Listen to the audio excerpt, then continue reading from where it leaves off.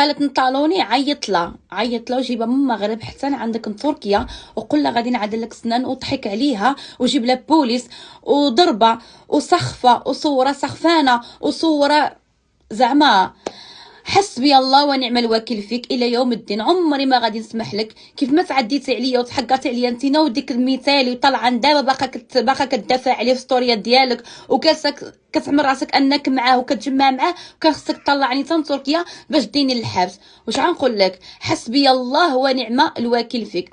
خاسره الطياره مليون الالي والروتور سمحت فيها، خاسره 7000 درهم باش جيت في حالي، خاسره 6000 درهم 7000 درهم باش تساري تما ودرت تما، خاسره 3 ملايين ومشيت حتى لتركيا باش انت خصك ديني للحبس، ومشيت وجيت بلا سنان بلا حتى شي حاجه. كاينه شي واحد كيرضى على راسو يجي من تركيا بلا سنان وجالسه كتضحك فيا زعما الامه كامله